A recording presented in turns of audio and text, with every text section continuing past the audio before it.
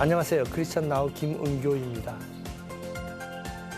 지난 11월 12일 천주교 정의구현사재단 전주교구 사제들은 불법 선거 규탄과 대통령 사퇴를 촉구하는 시국 미사를 열었습니다. 그것이 천주교를 넘어서 개신교와 불교계 진보 단체로 확산되는 과정에 있습니다. 그래서 정치권과 종교계 사이에 정교 갈등이 일어나고 있고요. 그리고 개신교 내에서도 진보와 보수 사이에 분열 양상을 보이고 있습니다. 그래서 오늘은 두 가지 토론을 좀 해볼까 합니다. 이 문제에 대해서 첫째는 종교계의 정치 참여 어디까지 해야 하는가?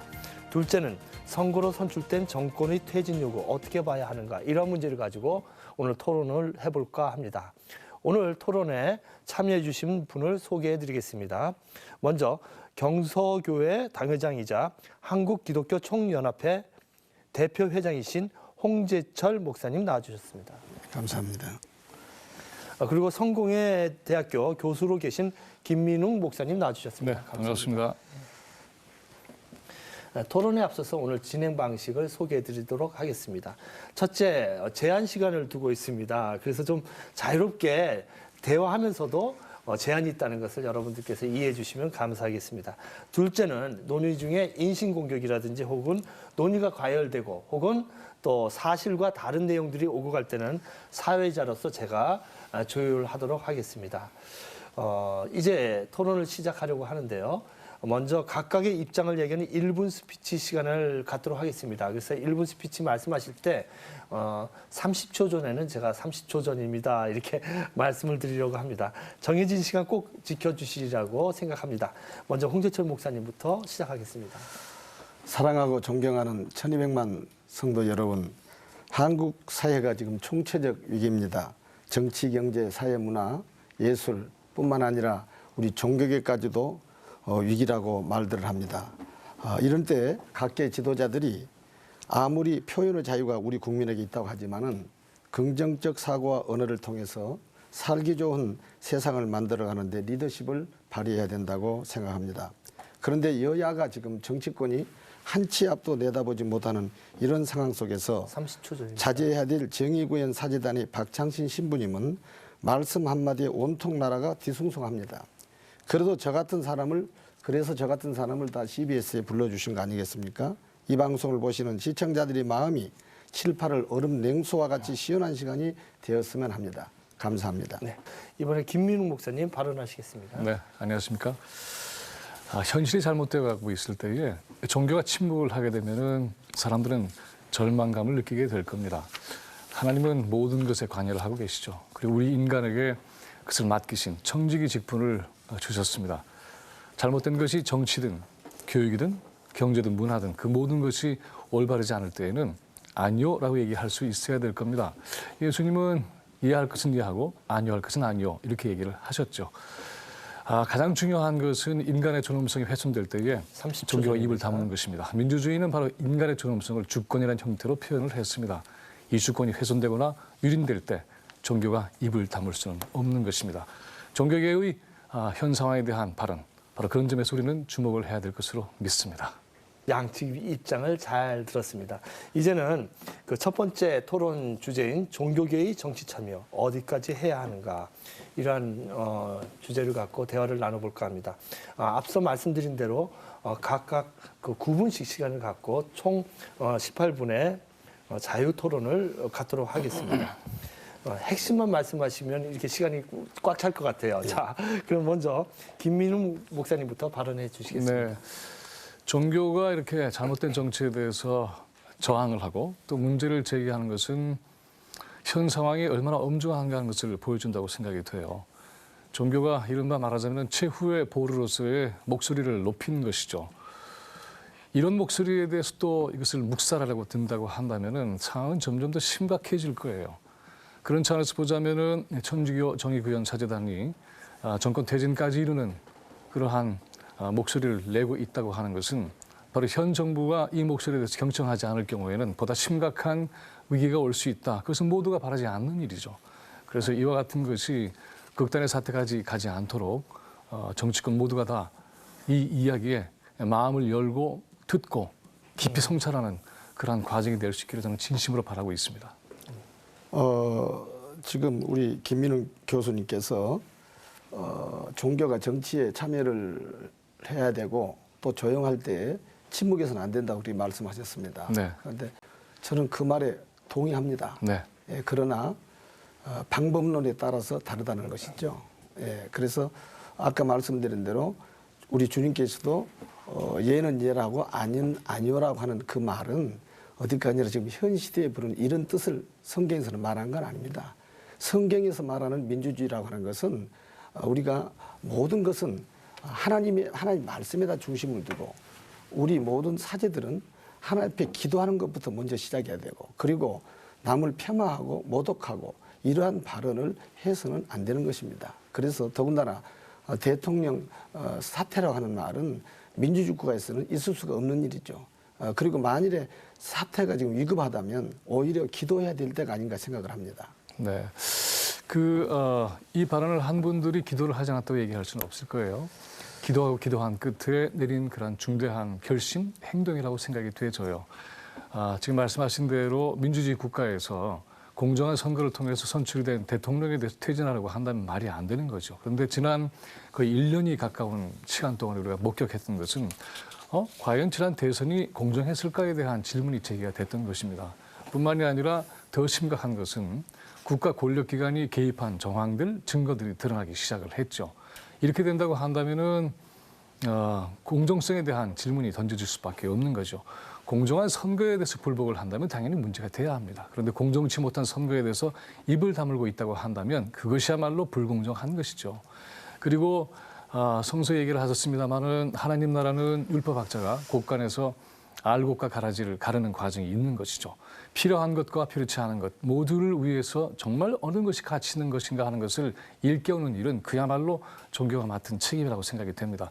현재의 정황이라고 하는 것, 정치의 어떤 흐름을 볼 때에는 민주주의가 굉장히 위험에 처해 있네. 그리고 사람들의 주권, 그리고 민주적인 정치의 작동 이런 것들이 파괴되고 있다는 것을 깊이 우려하는 사람들이 늘어나고 있습니다. 따라서 여기에 대해서 종교가 당연히 책임을 지고 사람들을 일깨워야 되겠죠. 저는 이래서 이러한 과정들이 방법론이 잘못된 것이 아니라 가장 올바른 방법이라고 생각을 합니다. 사실 홍 목사님 얘기하셨다시피 기도하고 또 많은 노력을 해야 되겠죠. 근데 하지 않았는가 해왔었죠. 여기에 대해서 불통한 정권에 대한 비판 아마 정치권이 겸허하게 정부가 겸허하게 받아들여야 된다고 생각을 합니다. 우리 김민우 교수님이 말씀하신 것은 세상에 많은 사람들 하나님을 믿지 아니하는 사람이라든가 이런 사람들의 공감대를 일으킬 만한 말은 가능합니다. 네. 그러나 우리가 잘 아는 막스 레닌은 뭐였죠? 신학생이었습니다.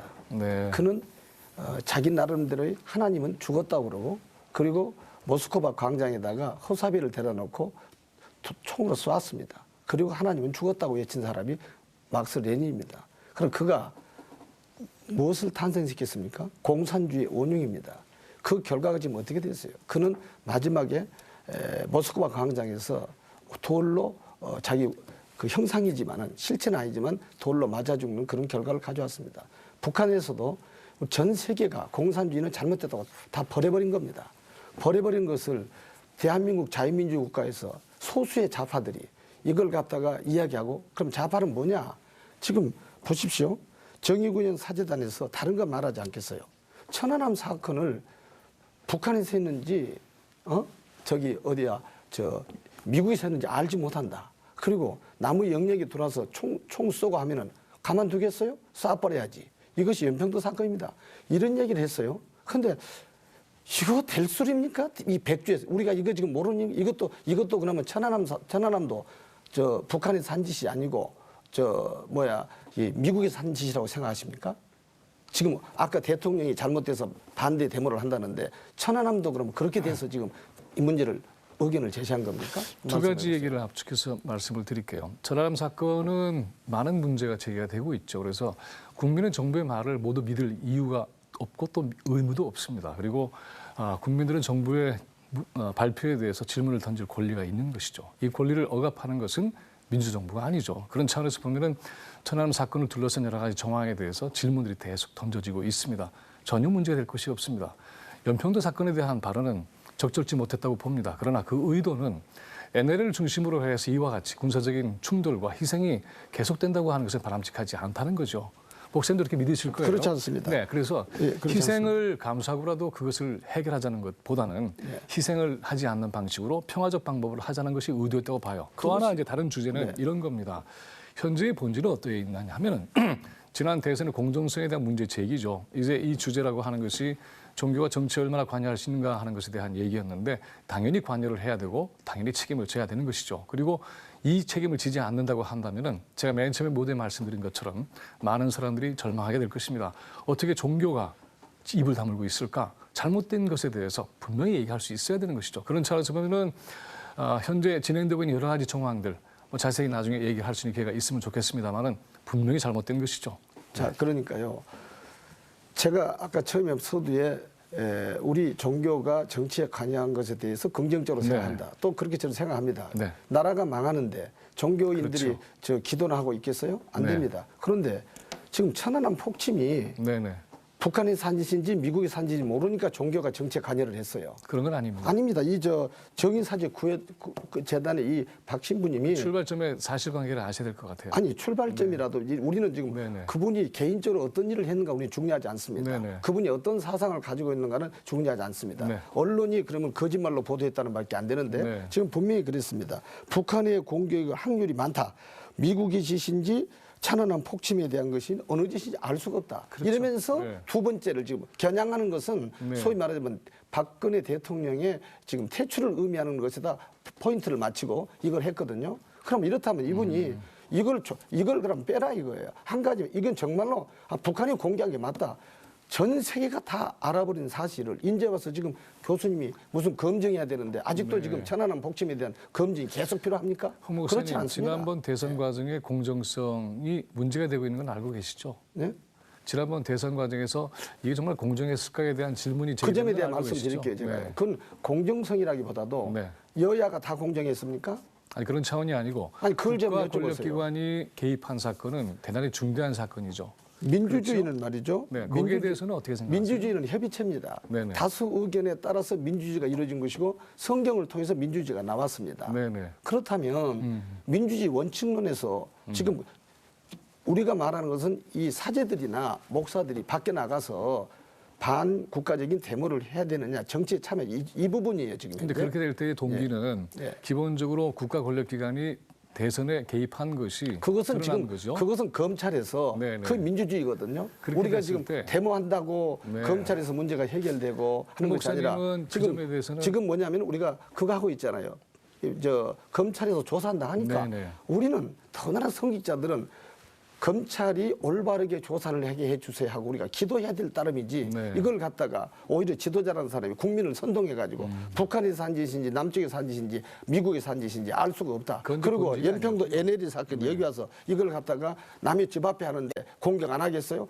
이거 지금 적절한 표현이- 천안함의 네. 이 소위 유족들은 피눈물 흘리고 있습니다. 네. 거기 가보셨어요? 네, 적절한 비유는 절대 아니었어요. 아니 거기 가보셨습니까? 가보지 않았습니다. 안 가보셨는가? 적절한- 어떻게 아니요. 저는 천안함 네, 직접 네. 가서 폭격돼 가지고 엄청난 걸 저는 봤습니다. 그렇죠.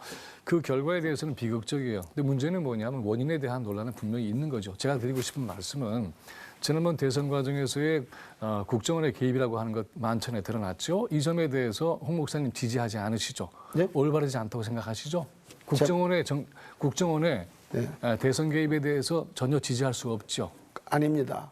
지지하세요? 아닙니다. 그렇지 않죠? 국정원이 개입했다는 사실이 120만 건이 나왔다고 했어요. 인터넷을 통해서. 네네. 그럼 네티즌들은 그 반대로 우리가 인터넷 들어가면 말이죠. 네. 수많은 단체들이 나는 여당이 좋다, 나는 야당이 좋다고 온갖 댓글을 비하의 댓글을 다 올립니다. 네네. 자, 그래서 그것은 정부 기관이 이런 짓을 해서는 안 된다는 거죠. 그렇죠. 그러니까 네네. 그것에 대해서 검찰이 지금 조사를 한다며 그러니까 지금 이 조사 과정이 나오기 전에 네. 우리가 판사가 돼서는 안 된다는 거예요. 근데 이런 점은 어떻게 생각하세요? 네. 그러니까는 이런 거죠. 결국 국정원에서도 네. 댓글 공작에 대한 개인 일탈이라고 이렇게 네. 인정을 한 것도 알고 계시죠. 그러면은 조직적인 것은 아니었다고 얘기했단 말이죠. 그러나 개인적인 일탈 사건이었다고 얘기를 했어요. 그러니까 그건 인정했죠? 그러니까 검찰이 네. 그것을 지금 조사한다니까요. 네, 조사하니까 근데 그 조사 제가 결과를 우리 네, 국민은 지켜봐야지. 그 자체 부분 가지고 오면은 제가 우리 저 교수님 말에 공감을 많이 해요. 그러면 이 오늘 말하는 정의구현 사재단이 그 부분만 얘기했어야 돼요. 네. 천안함 폭침 얘기는 해서는 안 되고 그분의 사상을 하고 이거 한마디로 인해서 그분이 하는 모든 말은 진실이 다 희석돼 버렸어요. 이 점은 이제 홍 목사님이 그래도 찬동을 표하시는 거네요. 그러니까는 천안함의 연평도 문제는 문제가 있다. 그걸 빼고 있었다고 한다면 문제가 있는 그거는- 것이 아니라 아니요. 대단히 잘못되고 네. 그거 하나 때문에 네. 저 국정원 문제나 네, 대통령 퇴출 다 지금 의미가 없는 거예요. 국민만 선동시켜놨어요. 좌우로 갈라놓고. 자 그러면은 홍 목사님 말씀을 들으면 이것이 종교에 생각이- 개입해야 되냐 이 말이에요. 네, 이 이런 종교에 생각이 들어요. 이건 개입해서는 안 될 일이에요. 네네. 그럼 이건 잘못됐다고 치고 그러면 이거는 그래도 받아들일 만한 한거가 되는 거네요. 어떤 그렇다면은 국정원 문제에 대한 거는 받아들일 만한 한거가 되네요. 그것은 그러니까 그러면 저는 받아들인다 안 받아들인다 할 수 없어요. 네. 검찰이 조사를 한 결과를 보고 네. 우리가 검찰의 판사가 돼서는 안 된다는 아니, 제 얘기죠. 얘기는 검찰의 조사가 많이 나왔어요. 그렇죠? 거기에 대해서 어떻게 생각하시냐를 묻는 건데. 검찰의 조사가 지금 다 그런데 나왔어요? 예를 들어서 이런 겁니다. 홍 목사님. 개인의 일탈 행위라고 한다면 그 일탈 행위라는 사람은 징계를 해야 되는 거잖아요. 근데 국정은 징계를 하지 않았거든요. 아니 지금 검찰에서 하고 그다음에 있잖아요. 아니요. 징계라고 일탈 행위라는 걸 인정을 했기 때문에 그래요. 그렇다면 당연히 징계를 해야 합니다. 그런데 어떤 사건이 벌어졌느냐 하면 변호사 비용까지 대줘서 보호를 했어요. 그러면 보통 사람들이 생각할 때에는 이상하다. 일탈 행위인데 왜 징계하지 않았을까? 그리고 왜 변호사 비용까지 대줄까? 이건 조직적으로 보호를 해주네. 그러면 그 빙산의 일각을 가지고 지금 전체 나라에 지금 달아가는 상황을 호도해서는 안 됩니다. 빙산의 일각이라고 그건 안 됩니다. 생각할 왜냐하면 수가 그 없는 지금 거죠. 아까 말한 대로 네네. 징계 우리가 잘못된 사람이 있으면 징계하라고 해야죠. 그렇죠. 저도 그걸 요구하겠습니다. 네네. 그러나 지금 오늘 주제가 그게 아니라 종교인이 과연 정치에 참여할 수 있느냐. 지금 그거 가지고 참여한단 말입니까? 아, 그렇죠. 그래서 제가 말씀드리는 거예요. 예. 왜 그러냐면은 이 사안이 워낙 막중하기 때문에 그렇습니다. 이것이 만약에 조직적인 그러한 작업이라고 한다면 굉장히 엄청난 일이 되는 것이죠. 그렇죠. 그런데 그것은 우리가 검찰에서 그렇죠? 조사를 하고 근데 있으니까. 현재 상황에서 두 가지 말씀을 드릴게요. 하나는 뭐냐 하면 바로 그렇게 직무 시간에 그와 같은 일을 했다고 한다면 그건 딴짓을 한 것이죠. 그럼 징계를 받아야 하는 것이죠. 근데 징계를 안 지금 했다면 우리가 그 작업 우리 자체가- 김 교수님하고 나하고 토론이 네. 그 네티즌이 했던 그 부분 가지고 중요한 시간을 할애하지 마세요. 그런 거 아닙니다. 오히려 제가 말씀드린 네네. 것은 정의구현사는 우리가